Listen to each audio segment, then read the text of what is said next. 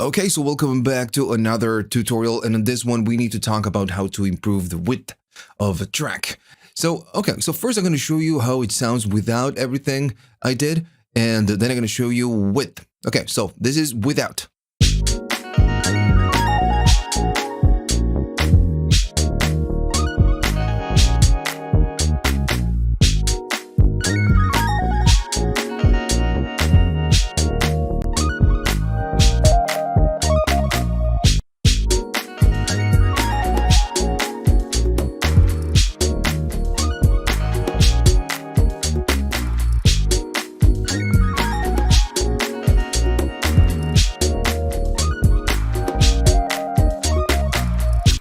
Okay, so there are a lot of things happening right here, and not everything is about, throwing a plugin and making, just moving the width to 100%. That's not the case. So, okay, so let's go to, divide this on different steps. So, of course, sometimes you will wish to add some delay material. So delays are great to add, a little bit of depth and a little bit of movement and a little bit of width as well. So in this case, what I'm doing, I'm going to the snare and I'm sending to a 1/8 delay. So of course, this works sometimes if the track is super fast, this is just not going to work. Maybe not going to work. Maybe with a slap back delay or something like that. But this works mostly when you are on a slower track, just like this one. So this is the snare. And it's not that fast, but it's not that slow. So what I'm doing, I'm just adding a little bit of 1/8 delay and a little bit of feedback. And I'm being a little bit, aggressive about this. I could go, do a little bit less and I go, lower in volume so we can keep the repetitions in the back. Another thing I'm doing, I'm just cutting the low frequencies and cutting the high frequencies. This is why, so we can separate the original snare from the repetitions. If we don't do this, it's going to be like, we're going to be playing the snare several times. Now, in context, of course, it sounds much better. Notice that it's not super noticeable. Let me just go up. But if I turn it off,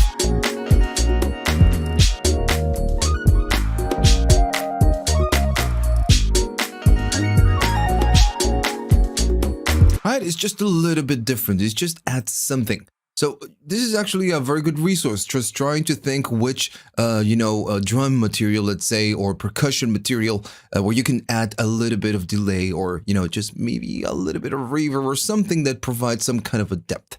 In this case, it's the snare, and in this case, works. Now, you can try 1/8, or you can go a little bit more fast and then try 1/16, or you can even go dotted or go to triplets. Now, when you go really slow or super fast, it's just not gonna, give you the same effect. It's just gonna sound different. Okay, so let's go to the number 2. So the next effect is going to be the clap. So this comes from a construction kit, and this is not the original construction kit. The construction kit was a little bit different. So what I did, I just added things to make it wider. That's, the whole video. So the second thing I did, I added some claps, it didn't have a clap. So what I'm doing, of course, let me just show you the kick and the snare and the clap.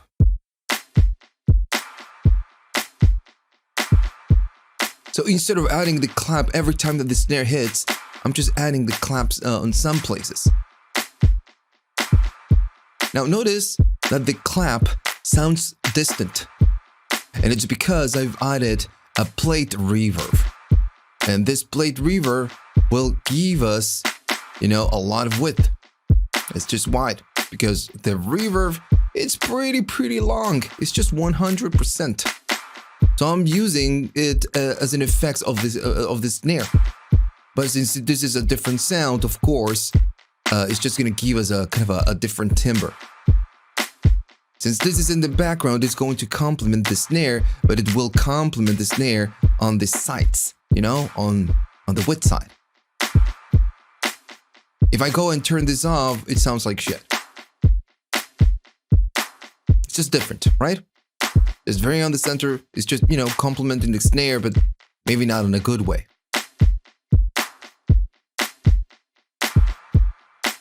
So sometimes you want to, take a look at your project and see what you can add that it's very related to some other sound. In this case, it's a snare, but maybe you have a kick, and that kick, you can add maybe a lower kick and just, make it a little bit longer. But remember that when you add a lot of reverb, in this case 100%, you're just sending the sound to the back. You're moving it to the back. So the snare is in front of you and your face, and the clap sounds way, way behind. If I do a little bit of this, you're bringing the clap closer to the snare, which in this case is not what we want. We want it in the background. Now, you can even go lower in volume, right? And again, in context, it's just... Notice that the tail of the reverb in the clap just sounds great. If I remove the reverb,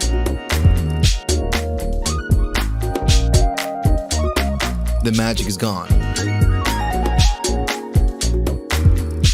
All right, so that's the technique number 2, trying to add something that sounds like the other something that has, a ton of reverb to add a little bit of depth and width. Okay, so next one is going to be this. Now, originally, the track was like this. Let me just go right here and do it correctly. I'm going to select this clap, some hi-hats. Actually, not this one. This one was on the original one. This bongo, I'm going to leave it. That wasn't the original. This loop, this loop, this loop, and this loop. So this sounds, and I'm going to go and just, play them all. They were not on the original track. This is something I did, afterwards. Now, if I mute them and play the track, it just sounds different, right? Now with.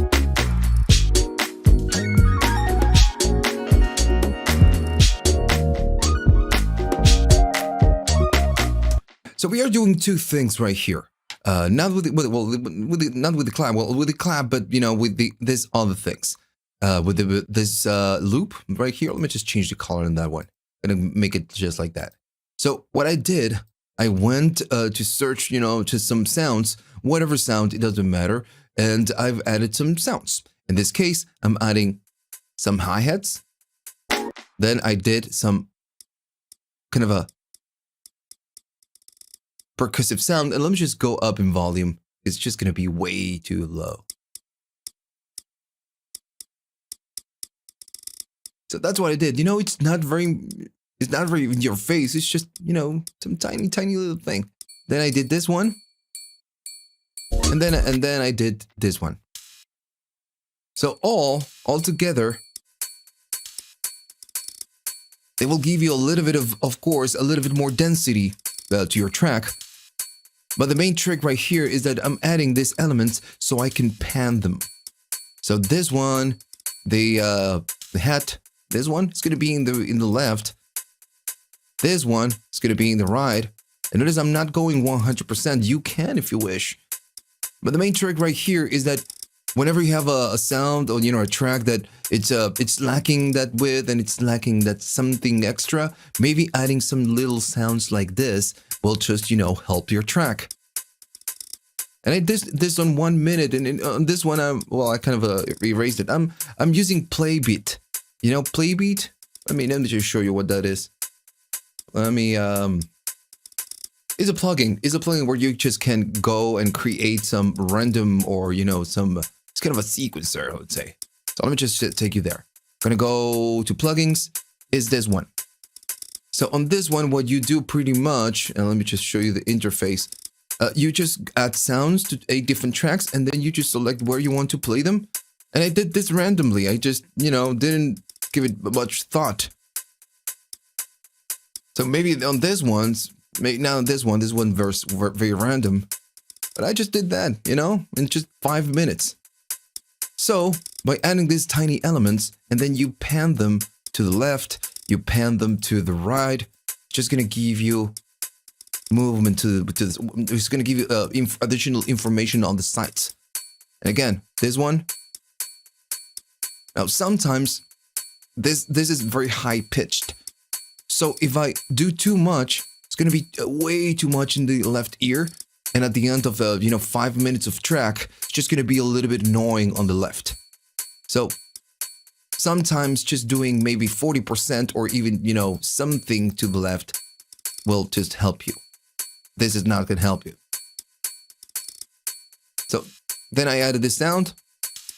Notice there's a little bit of beat. And again, this one is going to be on the left. So it's not always about, adding reverb or adding delay or adding a plugin just to make everything wide. It's about adding some little sounds and then, just treat them to add a little bit of width to your mix. That's the trick. So if again, we play everything together and I mute them.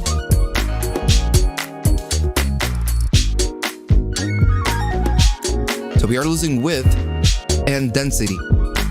Now, of course, right now they are a little bit too loud. I'm gonna go down in volume with all of them because we need them just to add something, not to be very present.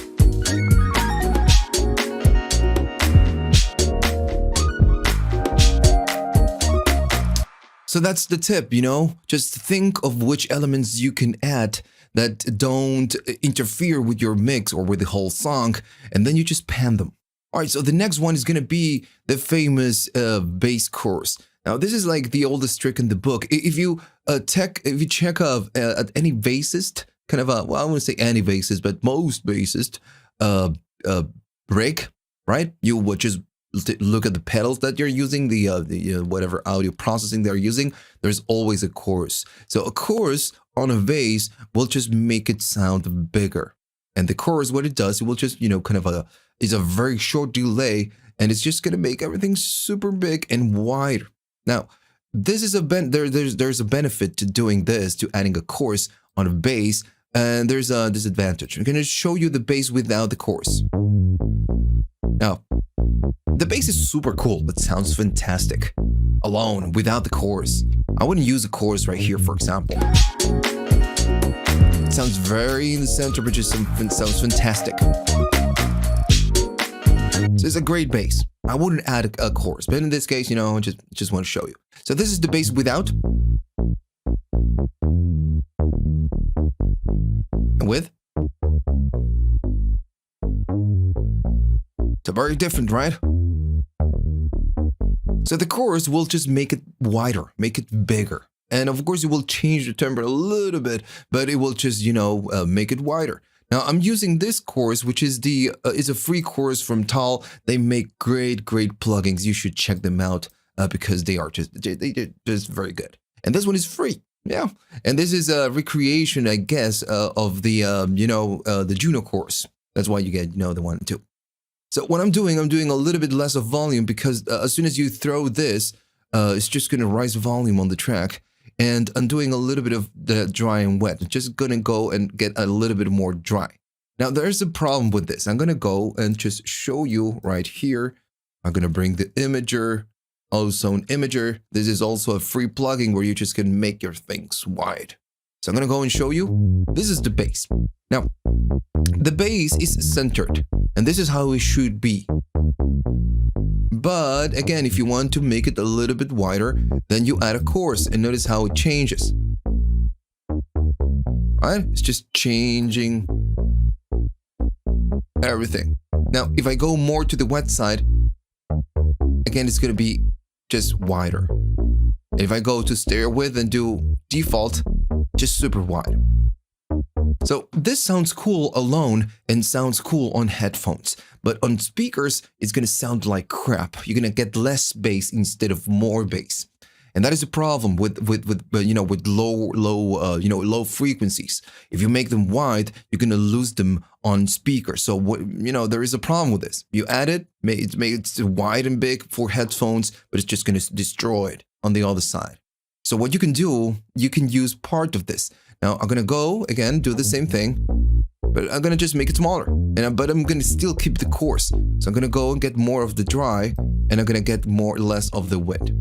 And notice that we are trying to keep the mono information as much as possible to keep it mono. But, you know, still trying to get the sound of this chorus and the grit.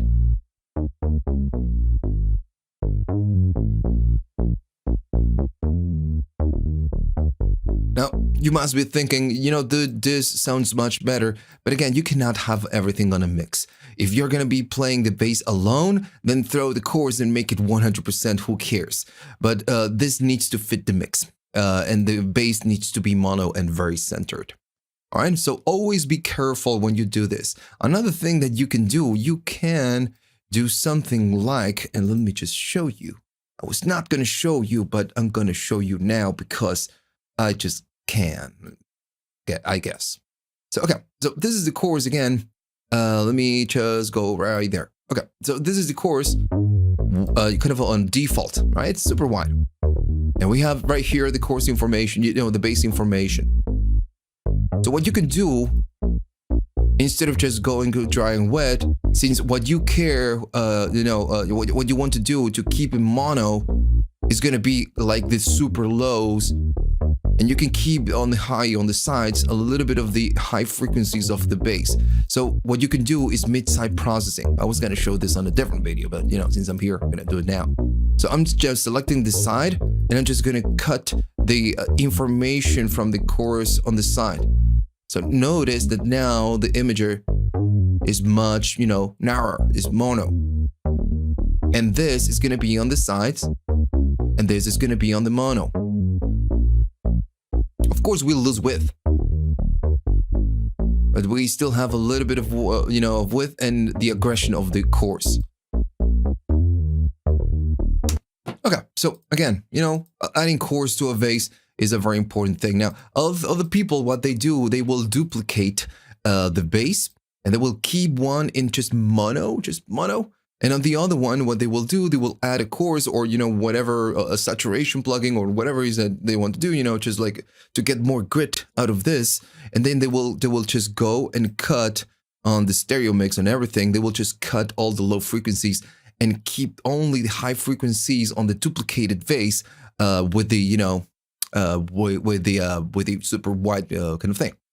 So this is another way of doing this. This is, again, the oldest trick in the book. Now, in my case, if you ask me on this mix, I wouldn't use the chorus because this bass sounds super cool. Or maybe I would use just a tiny bit. Just something, something more narrow, something like this. Just trying to keep it mono.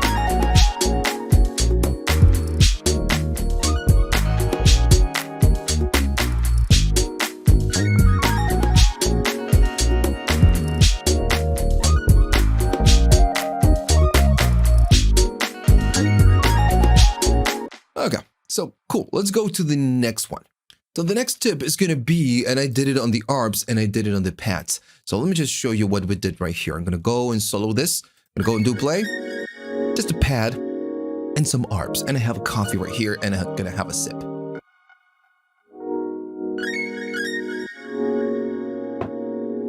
All right.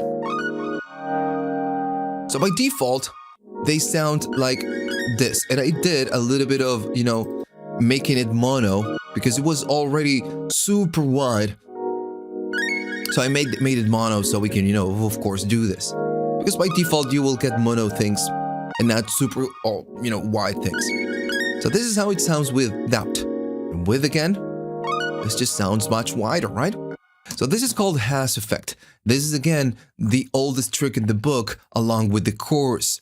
So what we do, we split the stereo kind of a, field. We split the left from the right? The left speaker and the right speaker. And on the left, what we do, we throw a delay. No cutting, no feedback, and the mix 100%. No modulation, just trying to put the most digital kind of a stock delay, right?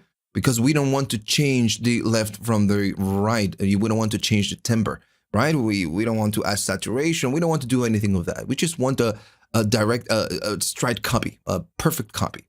And what we do, we offset the right side a few milliseconds, Let me just show you the pad. And this is how stereo, you know how stereo works. What you will do when you get a mono image, it means mono sound. It means that everything is gonna sound, and this is already a little bit, you know, stereo. So on a mono sound, what you get is that everything sounds on both speakers at the same time. Notice the meter right here. Both left and right are just moving at the same time. Now the thing is that when you offset or you change something on one of them, or on the left or either the right, is gonna change the width. It's gonna kind of give you a perception that it sounds just bigger, but it doesn't. It's just a little bit different on the left and a little bit different on the right. And this is what we are doing with this ARP. We are just offsetting the right 22 milliseconds. So now they are not perfect. They are a little bit different. And you can even change the left. Instead of doing a delay, you can do a little bit of EQing.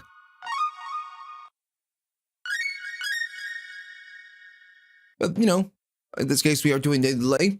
So this is called the Haas effect, and is, again, one of the oldest tricks in the book. Now, with the Haas effect, you can, you can go crazy on the amount of time that you do. And notice I'm not using, not using beats. I'm just using a time delay. Now, you can go really short, but when you go super short, and this can only go 10 milliseconds, you cannot go lower. You're not offsetting the right side from the left side too much, so you get less of this, stereo spread. As soon as you go more, like 20, it's cool, right? We can really hear, and you need to be using headphones. If you're using your phone, you're just not gonna notice anything. I'm gonna go more, and notice it's separating more. Now, if you go right here,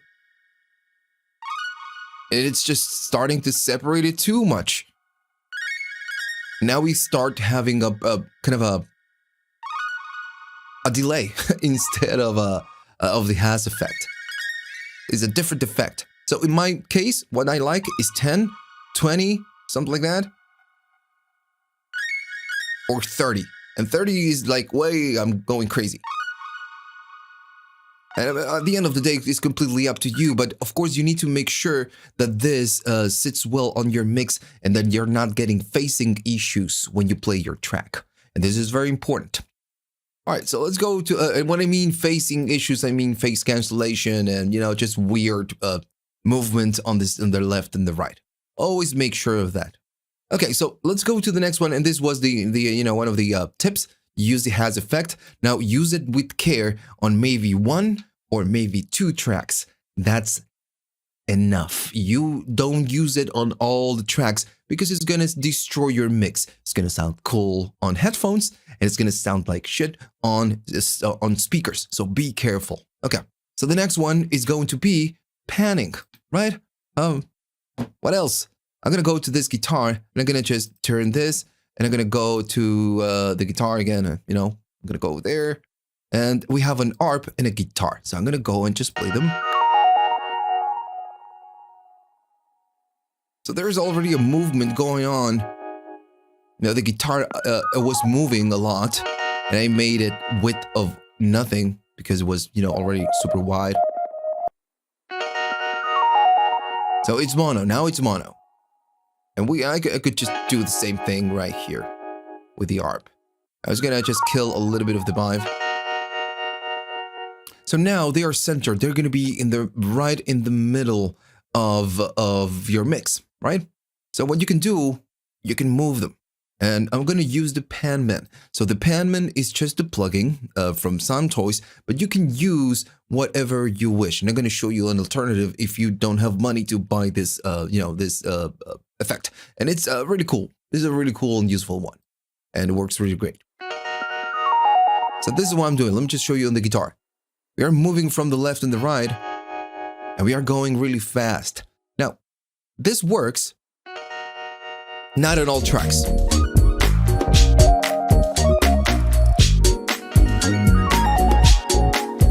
Now, if you're using a panning effect on a pad or a sound that sounds kind of a constant, right?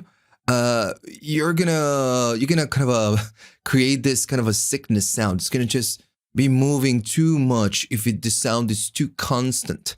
And that sometimes, maybe you want that, but sometimes it's gonna hurt your mix because you have something that it's constantly moving to the left and the right, and it's just gonna drive the listener crazy, mostly on headphones.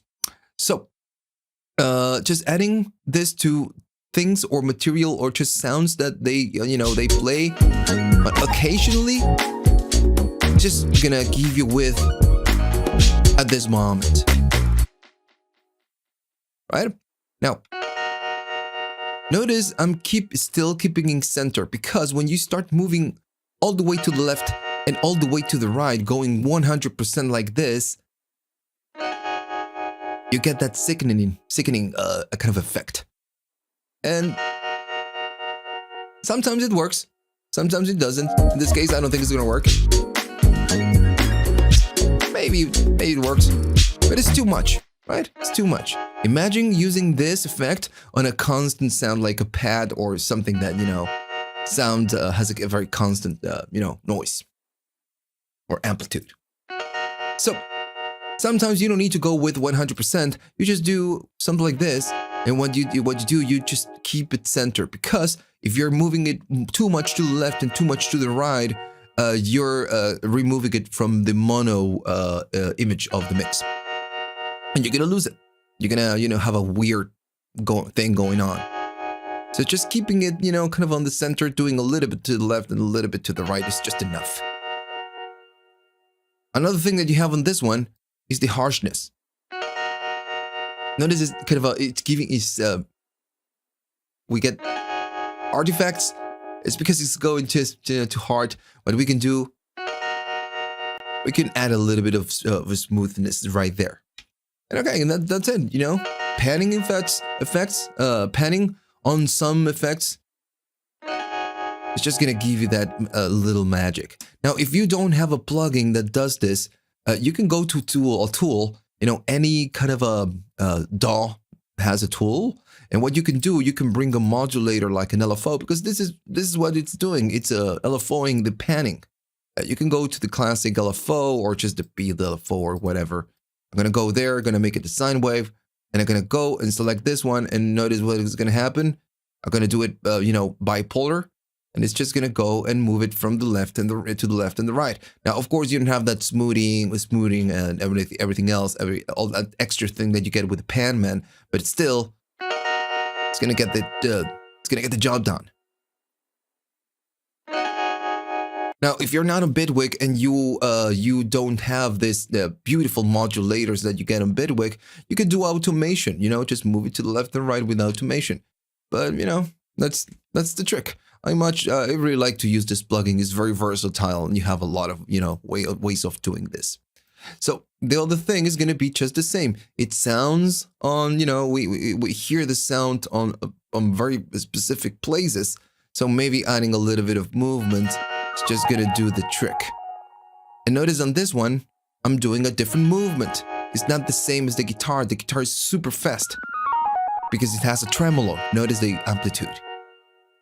This one, when it starts, it's starting on the left, and when it ends, it's going to be pretty much on the right.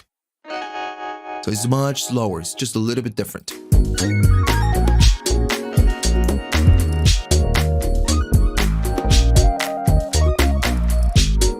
Right? This is the difference. Now, if I go to this one and I make it super fast, just like the other one, let me go maybe 1 bar. Let me go 1. What do we have bars? Well, that's, of course not. Now I'm going to go 1 bar, but the thing is that we have a different mode. So I want to change the mode. Okay, so here you have the rhythm step. I'm going to go to the rhythm shape, and that is just going to make it much faster. I'm going to make it 1/16. Now this could be cool for for effect, but you lose a little bit of the sound. Just too much. It's just too much. So you just do maybe just a little bit, something like that. That's cool. Now, of course, at the end of the day, it depends on your track and depends on what you want to do. If you do something and you put 16 and you make it like super fast and it sounds cool and you think it sounds cool, then it sounds cool, right? You don't have to take my recommendation right here. This tip I'm giving you is just use panning tools. And if you want to go fast and it sounds awesome, then just leave it. That's fine, Okay. So that's it.